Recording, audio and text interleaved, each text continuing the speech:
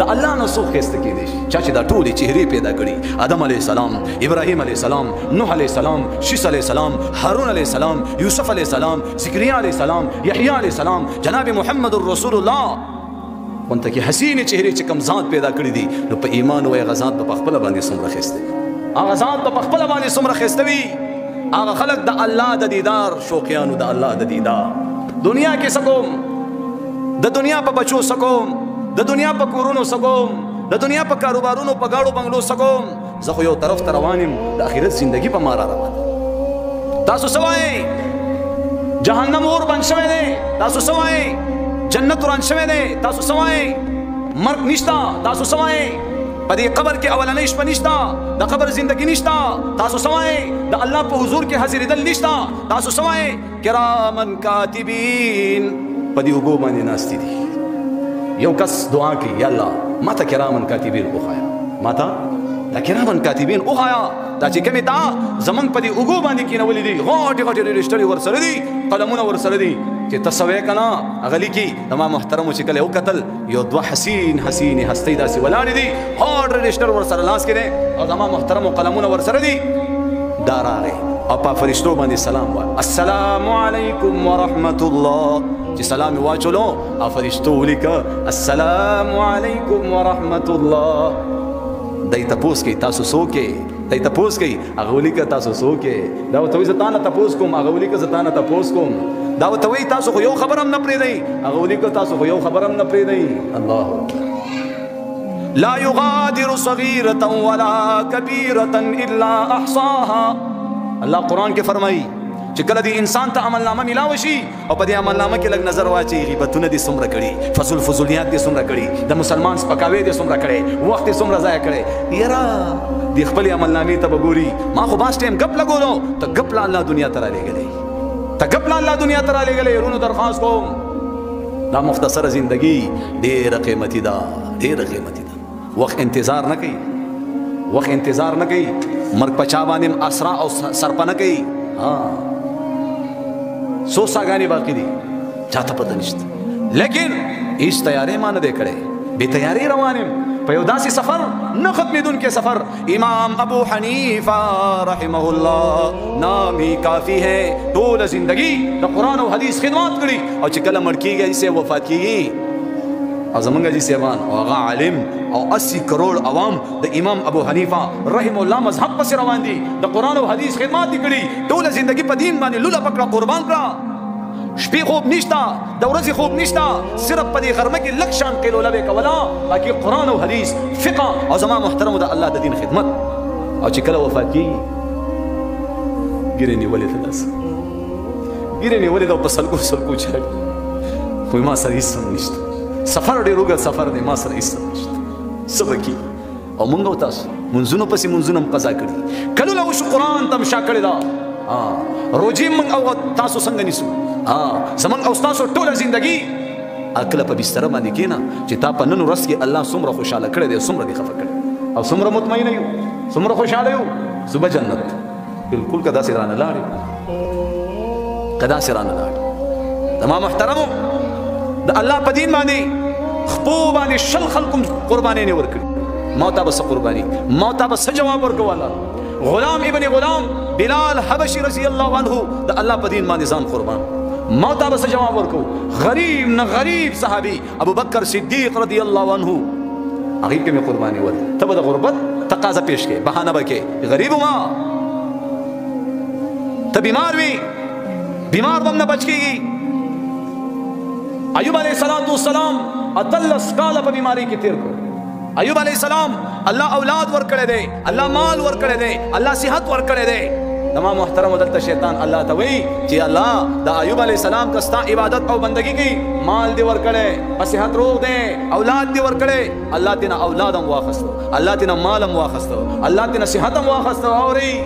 من او تاسو سره پیسې وي خو عبادت او بندگی وکړو، که صحت وي عبادت او بندگی وکړو، که اولاد وي بس د خپل رب نه به راضي وو، که هغې سره به پیسې وي او که نه به وي، که صحت وو او که نه وو، که مال وو او که نه وو، لیکن په هر حال کې به خپل رب څنګه ساتو، څنګه ساتو، خوشحاله ساتو په هر حال کې. او داسې بیماری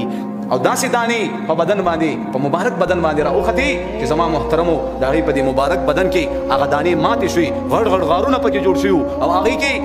په ډېر ادب سره دا الفاظ استعمالوم زما محترمو داسې چینجي پکې شوي چینجي په هغه مبارک جسم کې امتحان دی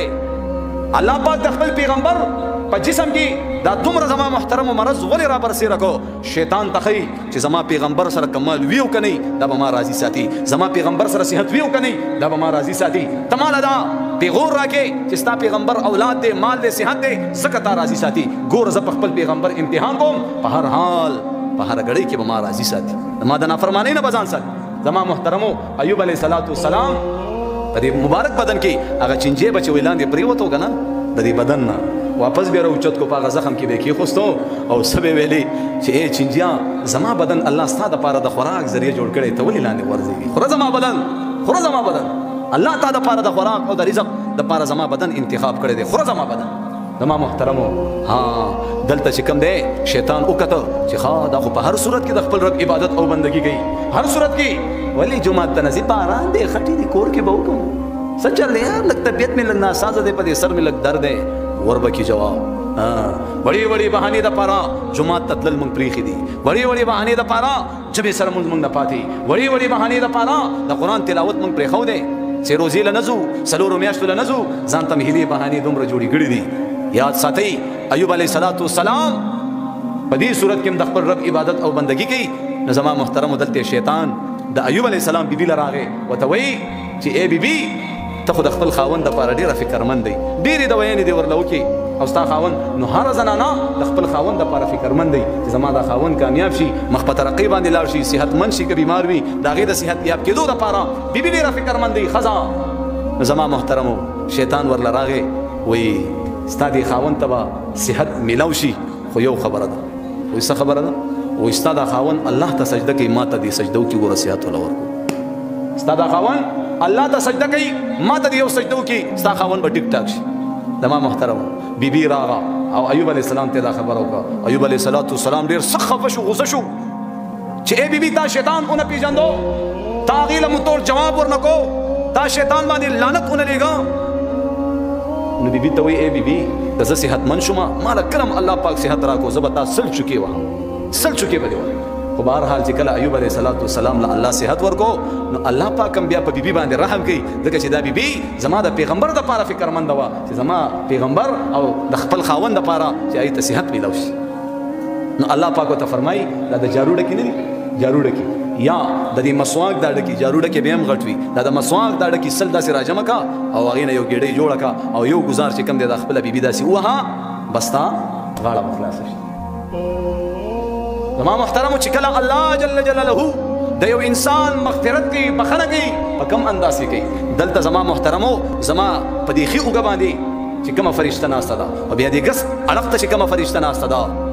نو دې ګس اړخ ته چې کومه فرشته ناسته ده که نه نو زما او ستا په بدو باندې زما او ستا په ګناهونو باندې الله پاک یو فرشته مقرره کړي څو فرشته یو فرشته زما او ستا په بدو باندې زما په خبره پوهېږي زما او ستا په ګناهونو باندې الله یو فرشته مقرره کړي او په نیکو باندې الله ډېرې فرشتې مقررې کړي ډېرې فرشتې ستا نیکۍ لیکي او ګواهي به د قیامت په ورځ ستا په نیکو باندې ډېرې فرشتې ګواهي ورکوي او بل طرف ته په بدو باندې ګواهي کوونکي به صرف یو فرشته وي نو الله پاک ورته فرمایي چې یو طرف ته په نیکو باندې دومره ډېرې فرشتې ګواهي ورکوي نو زه د یو فرشتې څنګه ومنم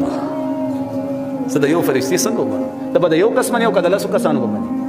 یو طرف ته لس کسان تعالی گواهی کې راغلي یو طرف ته یو کس دی په ګناهونو باندې یو فرشته ده هغه الله ته وایي الله ګناه کړي او بل طرف ته بشمیره فرشتې استا په نیکو باندې یا الله دې بیان ته ناستو یا الله دې قرآن ویلې یا الله دې چې بازان واورېدو جومات ته به لاړو یا الله دا به شبي جمعې له تلو یا الله دا د نیکو خلکو صحبت ته به حاضري کوله یا الله دې به خپلې پیسې په جومات مدرسه عالم یا الله ستا په لاره کې لګولې یا الله ستا د هرې خبرې الله ته به ګواهي کوي یا الله په موبایل کې به یو نامحرمه تصویر ورله راغی یو نامحرمه او دا به سترګې واړولې مخکې چوک بازار کې به لاره کوڅه کې به یو نامحرمه زنانه مخې ته راغه دا به سترګې ستا د یرې نه ښکته کړي یا الله دا نیکي کړي دا نیکي کړي دا نیکي کړي